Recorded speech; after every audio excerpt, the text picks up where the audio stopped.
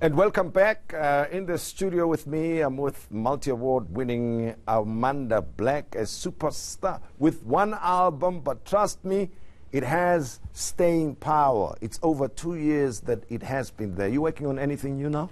I definitely am. I can't say when it'll come out, but my head is on the ground. Yeah. So I look down and just work. That's Have you started stage. recording though, or are you just putting the material together currently? Putting the material together. Okay, and how has stage performances, live performances been like for you? Have you had enough work there? They've been crazy. Yeah. They've been crazy. For me, obviously, it was a whole new world because I experienced different stages, different audiences.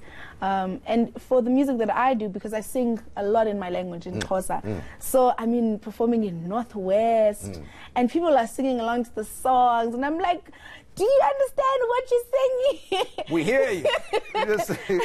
So that, I think that's a big part of why I believe that music is it's feeling. It's universal. It's universal. Yeah. It's, you listen to something, because even me, I'm like that when I listen to music. I'm like, that I don't even know what they're saying, but that feels, it makes me feel like this. So it's been an amazing journey for me. It's been 50-50, obviously, because we deal with a lot of things backstage. Real rude promoters, dodgy promoters. Not being paid on time. Not being paid on time. Have you gone through that already? Yeah, in the beginning, but we fixed that. Okay. We have to fix those but things. There are dodgy promoters yes, out there. They are. What they're improving now, or you have fixed your management side of things? That is what I fixed. Stuff you basically you tell people how to treat you. Yeah, and I mean, I've spoken to artists that have come before me. Yeah. I've consulted with them. They're like, yeah, you have to. I mean, Babu, hot sticks, advising me. You need to know your worth. You need to, as much as you must respect people, but you need to understand what you're doing, your role in what you're doing, and what it's worth. Of course, and partly that's what I meant when I said it's hard work. It is hard work. People think we just sing, but it's hard work. And after all, you sing. So you'd even sing in the shower. Why should we pay you? I think there are people who think that way. But putting the album together, just talk me through the whole process, because almost to a track, if not all, you selected the right material and did good justice to it. Tell me about the whole production process. It's crazy because the album Amazulu, literally we finished it in a month, which was, I was like, what? We did that? How is that even, at first I was like, how is that even possible? Yeah. How are we going to finish it? But what happened was, I wrote a lot on that album. So it was story after story. Luckily for me, because it was the first time I was actually writing my own music or releasing my own stories, I went back.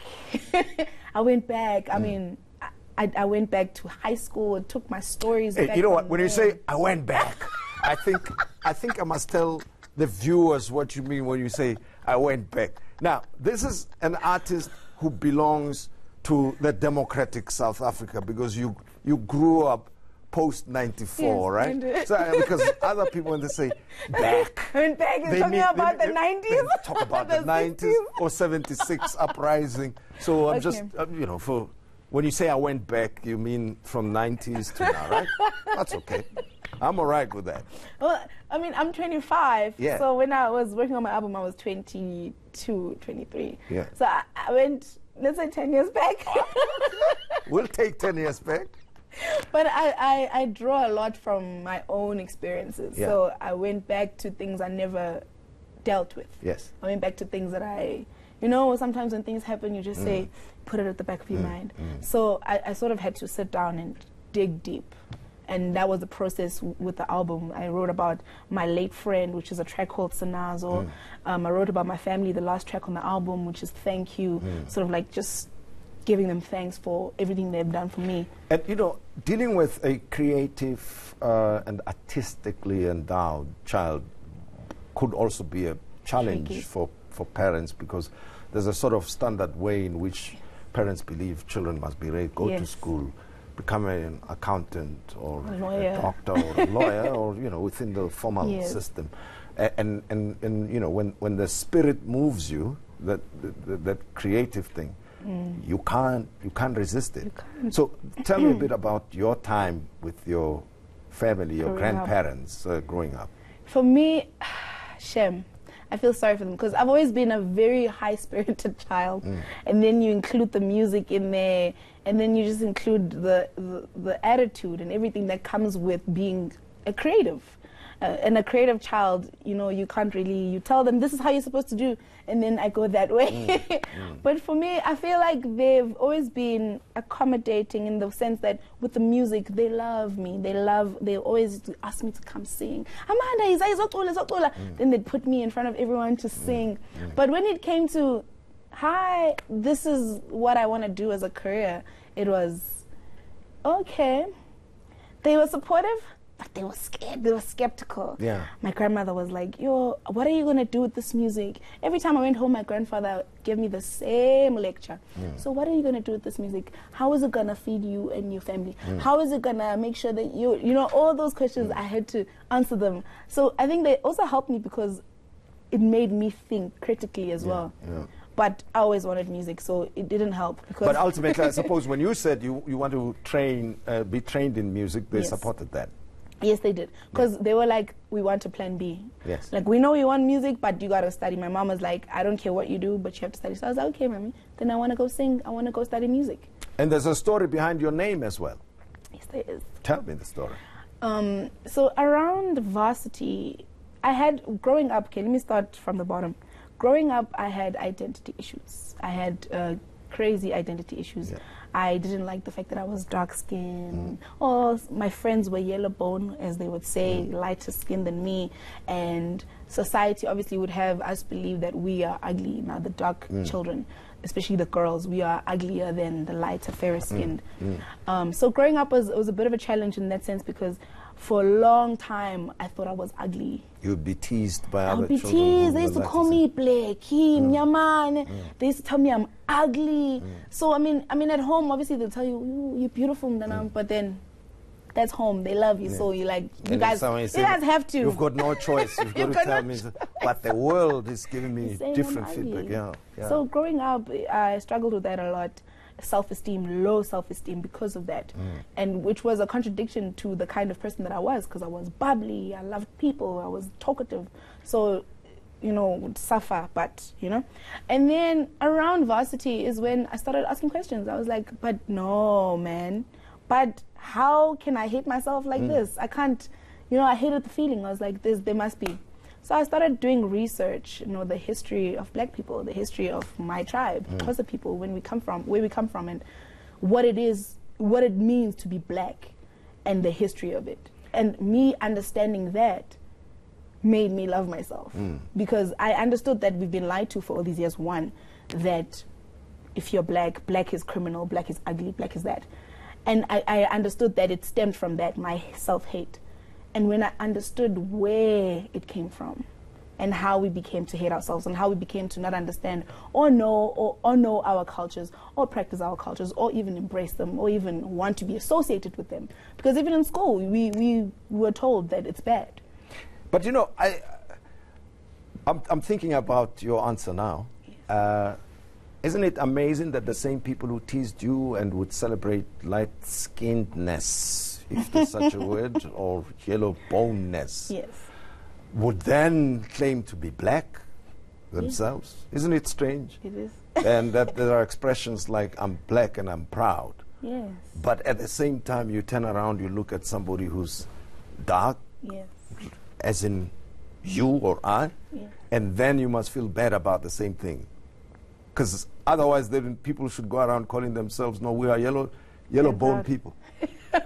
We are the yellow bones. We're not blacks.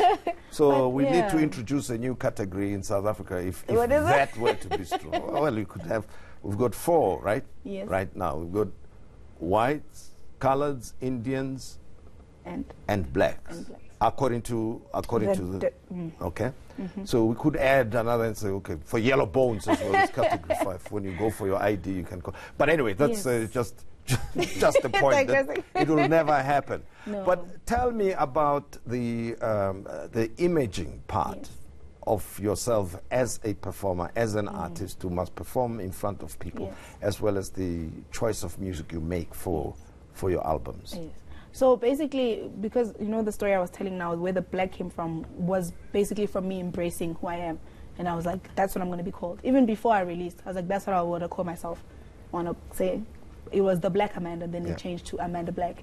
So the imagery, the dots came with me realizing who I am and me loving it way before I released Amazulu as well. So the image part, which is the face, where Ndiyachokoza, which is a Xhosa face adornment, that was me embracing myself as a Xhosa woman. Yeah. So it sort of just played right into the type of music I was gonna make, which is Amazulu. And then the whole dress part is basically, I was like, I want to embrace myself, and that's who I want to be. We are very happy. I'm very happy to see a young South African like yourself do as well as you are doing. And I'm thinking of other peers of yours. You know, we face a whole range of challenges currently, but opportunities are there. And you seem to be dealing with it in your stride. You know, what do you say to your peers who look at you, look up to you, but want to get their act together? You have to know who you are. You know, like my mom said, I must go study, when I was like, I'm ready to go sing. For me, that was time to find who I was, because I feel coming into an industry where everybody has a say on who you should be, it's really, really hard when you don't know who you are. The wind will blow you wherever. So you need to know who you are. Preparation is key. If I hadn't, like you said, when I didn't win, but I was prepared, and even after I didn't win, I kept on preparing. I kept on harnessing my talent and working on it, practicing, making sure that whenever my time comes, I'll be ready for it, which I didn't know it was going to be a year after. But, you know, I was prepared when it came. I was ready, even though I felt I wasn't ready. But because of the preparation that I put in and the work that I put in, when my time came, I was ready. And she's here now. And I'm here now. Amanda Black, thank you very much. Thank you so much for having been my guest. I appreciate the time we spent. A new album coming out soon in time for Christmas, in the new year. Any hint? No? No. Okay. No. All right. Well, we'll tell your fans. We'll see. Yeah. But thanks again for making time to be our guest, so and I enjoyed talking to you. And that's all we have for you this evening. Thank you for joining the Modise Network, and tune in again tomorrow at 6 p.m. I'll be joined by esteemed investigative journalist Polly van Wyk on the shenanigans at SARS. She's going to update us. Do tune in then. From us, good night to you.